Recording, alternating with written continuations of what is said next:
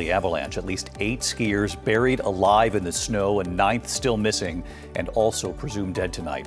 Authorities calling it the deadliest skiing avalanche in U.S. history. The skiers caught in a massive avalanche while on Castle Peak in the Sierra Nevada mountains near Donner Pass and Lake Tahoe. Rescuers facing treacherous conditions trying to reach the scene. 8 dead, a 9th believed to be dead. A backcountry skiing excursion in California's Sierra Nevada has ended in one of the most tragic disasters in modern U.S. history. 8 skiers confirmed dead, 1 presumed lost, after a massive avalanche struck a group of 11 near Castle Peak, close to Lake Tahoe. 6 survivors, including their guide, were rescued after an SOS call, but extreme conditions forced teams to leave the bodies on the mountain temporarily. Adding to the heartbreak, 1 rescuer was married to a victim. This occurred amid gale-force winds, heavy fresh snow, and prior storm warnings that shut down highways and resorts. Backcountry skiing offers freedom but carries inherent risks when forecasts signal danger. Experts note avalanches often trigger on unstable layers beneath new snow. Do you believe stricter protocols for guided tours in high-risk conditions could prevent such losses? Or is the unpredictability of nature too great? As recovery continues under threat of further slides, this raises broader questions about winter safety in a changing climate. Tonight, the devastating ending to a daring search effort in Northern California. Officials say a massive avalanche the size of a football field buried a group of backcountry skiers. 8 people have now been found deceased, and a 9th person still missing is presumed dead. They were attempting to go out as a group. That someone saw the avalanche, yelled avalanche, and then it overtook them rather quickly. The group of 11 skiers and 4 guides were returning from a 3-day guided trip in the backcountry near Castle Peak, not far from Lake Tahoe. That avalanche hitting just before noon, 1 guide and 5 skiers surviving, rescued overnight. The avalanche, described as the size of a football field, struck quickly during a return from a thrilling backcountry run. Survivors reported it overtaking the group in moments, with visibility near zero from winds and snow. Rescue took 6 hours on snowcats and skis after helicopters were grounded. Survivors located 3 deceased first, then teams found 5 more clustered together, highlighting how fast conditions deteriorated. The guide company, active in the area, had posted storm warnings days earlier on social media, raising questions about risk assessment. Fact check. This is the deadliest U.S. avalanche since 1981. Mount Rainier, 11 deaths, and the worst in California modern records, surpassing 1982 Alpine Meadows, 7 deaths. Climate trends contribute. Warmer winters can create unstable snowpack layers. Investigations are examining decisions to proceed despite forecasts. Emotional toll is immense on the community and rescue teams.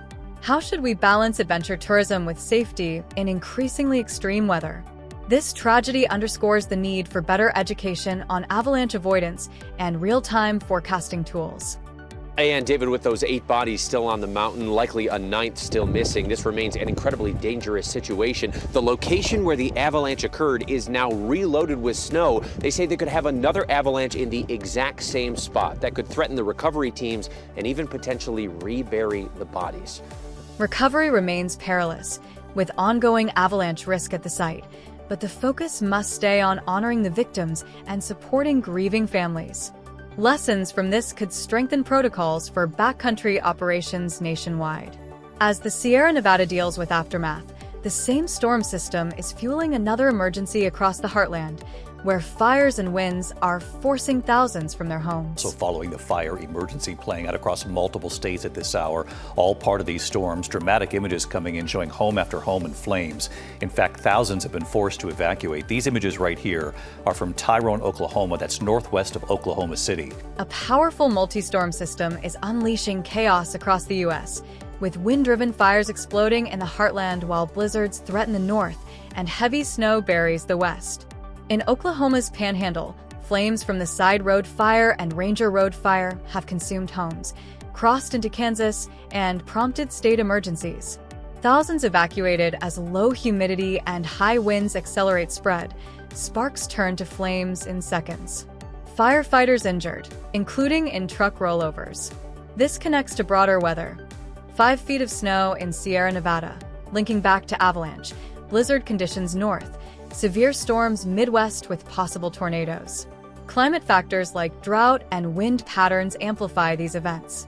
Communities are racing to protect lives and property. How prepared are regions for overlapping disasters, fires one day, floods the next? We'll examine the forecast and human impact. Tonight, dramatic drone video showing the fire emergency tearing through the heartland. Thousands forced to flee their homes. A state of emergency declared in Oklahoma. Fierce flames from the side road fire in the Panhandle, burning multiple homes to the ground in Tyrone. A woman named Becky racing to save animals nearby. She don't understand what's going on. But luckily enough, we saved all the horses. The Ranger Road fire exploding to more than 225 square miles, crossing state lines into Kansas. Several firefighters injured battling fires in the region, including 3 when their fire truck overturned. In the town of Woodward, Oklahoma, 4,000 residents told to pack up and go as the 43 fire approached. Woodward, run! Darrell Stewart using a garden hose trying to protect his home. Drone footage captures homes engulfed, residents like Becky saving animals and Darrell defending with garden hoses, desperate measures against unstoppable spread. Fires exceed 225 square miles in some cases, crossing state lines. Fact check. Low humidity drops dew points, drying fuels and allowing rapid ignition. Winds push flames faster.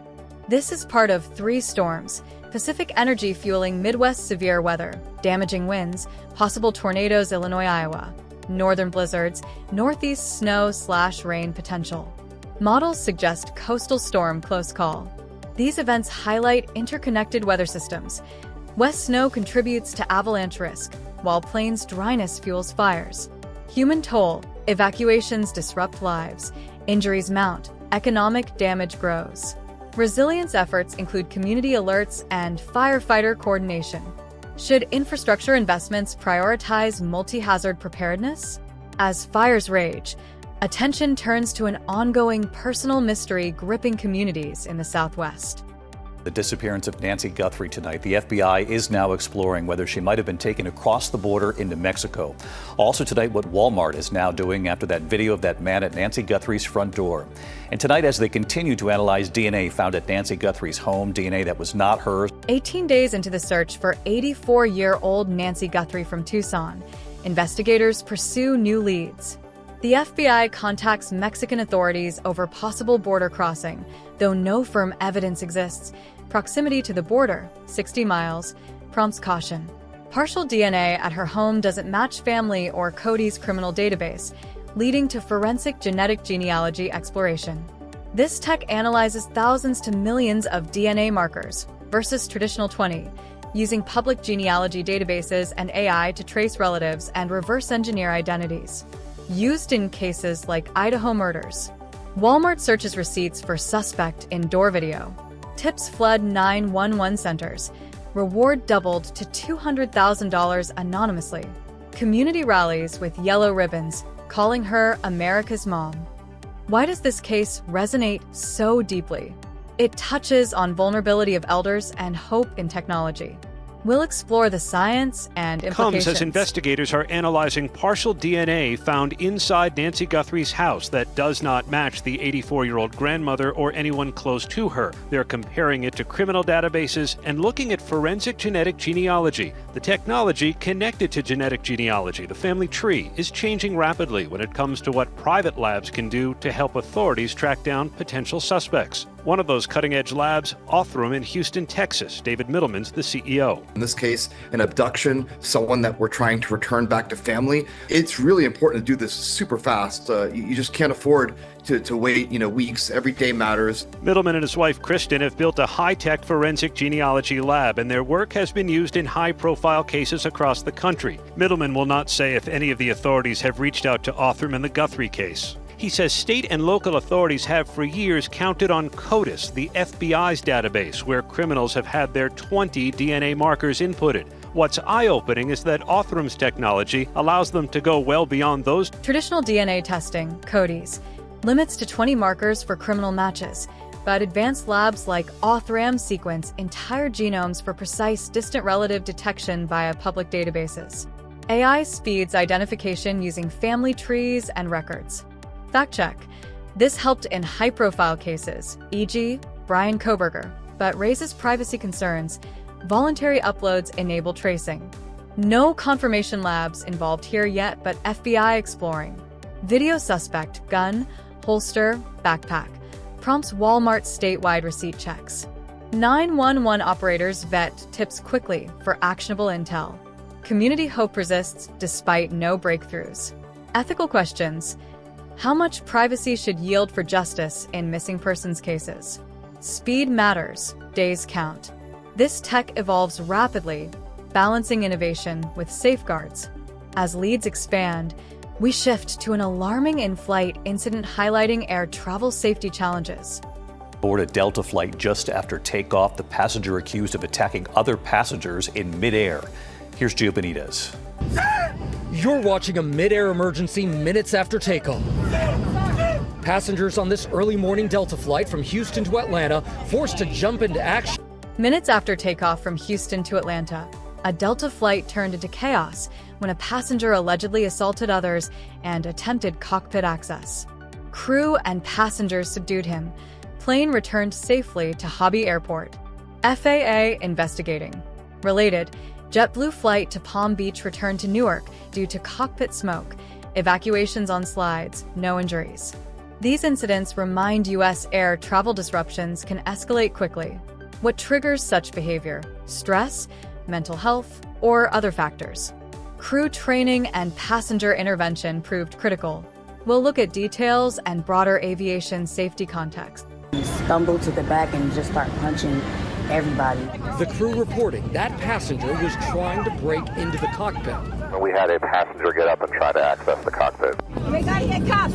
But Delta tonight saying that the passenger did not make contact with or attempt to access the flight deck. The passenger seen screaming at flight attendants. The crew and some of those passengers try to subdue him, holding him down. They had to sit on him and we had to turn the plane around and go back. The flight turning around, landing back at Houston's Hobby Airport. Passengers stumbled back, punching others. Passengers held him down, had to sit on him. No contact with flight deck per Delta. FAA probe ongoing. Similar unruly incidents frequent, but cockpit attempts rare and serious. Fact check. Post 9/11 reinforced cockpit security. JetBlue smoke led to safe evacuation. Broader. FAA tracks disruptions. Mental health resources limited in air. Passenger actions raise questions on pre-flight screening and crew de-escalation. How can airlines better prevent escalation? Human response. Passengers stepping up, saved situation. As we process these, the day also brings tech accountability debates. Today's headlines: from Sierra avalanches claiming lives amid extreme weather, Heartland fires forcing evacuations, the ongoing search for Nancy Guthrie using cutting-edge DNA tech, to midair chaos on commercial flights, illustrate nature's fury, human vulnerability, and resilience. What struck you most? Are these disasters linked to climate shifts? How effective is genetic genealogy for cold cases? Share in comments. What questions remain for you? If this breakdown helped make sense of the day's events, comment your thoughts, and subscribe for part 2 where we cover the meta trial, international tensions, unusual discoveries, and uplifting Olympic moments. Thanks for watching. Stay informed, stay safe.